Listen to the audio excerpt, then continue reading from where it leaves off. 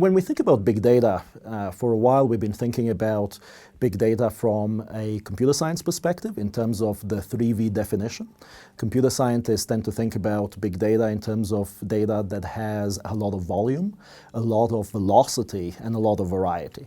And it's certainly true that we have these 3V aspects of big data in social science. We now have a lot more data than we've ever had before.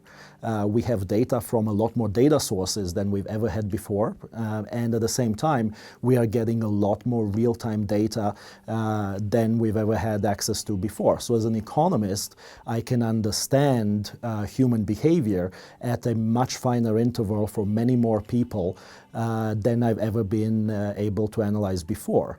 At the same time, though, it's certainly true that the value of big data for social science doesn't come just from this big aspect of it. And instead, I'd like us to think about what I call deep data. I think the value of data for social scientists comes from our ability to link many seemingly unrelated data sets to build a richer and richer perspective on what individuals are doing, and for us to be able to model human behavior in a much more holistic and richer sense than we've been able to do using traditional data sources like government statistics. So when we think about social science in this age of big data, I think it's important for us to think about the deep value that data really adds to our ability to understand individuals. So for example, if I think about a consumer, I see the transactions that you make as a consumer because I can see the purchases that you make in a store. But at the same time, I can observe data about you, about your preferences. I see things about the things that you like, the things that you don't like. I can observe your medical history. I can observe where you are. I can observe real-time data in terms of where you live and where you shop and how you travel between these different places. So I think going forward, the opportunities for social scientists to derive value out of big data, I think really come from our ability to link these many somewhat different unrelated data sets and really find the commonalities between them and find ways in which they can provide us with a lot more insights. And once we engage in this enterprise of linking many different data sets, we are very often surprised by what we find. It used to be the case that we had very clear and precise models, and we tried to estimate those models and try to find evidence in favor of those models. But as we think about the world from a very rich data perspective, we may actually find new theories. We may come across new behavioral patterns that maybe we weren't even aware that existed before in the data. So in order for us to do that, I think it's very important to pay attention to the analytic methods.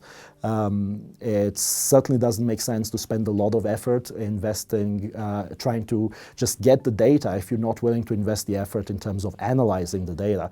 So I think there are a lot of challenges for us as social scientists in terms of developing new statistical methods to better understand these very large and very complex data sets that we have and relate them to the behavioral theories that drive our core activities. But at the same time, as we develop these richer methods, we are able to gain new insights. So a lot of very promising research in this area happens at the intersection between many different disciplines.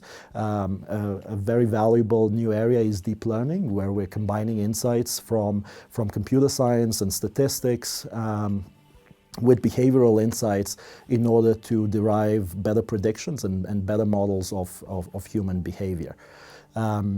So as we have, as we obtain these new results and we get these new insights into behavior, I think it's also very important to think about where we're going to go next with these insights. Certainly data can generate hypotheses, but may not actually provide the solutions.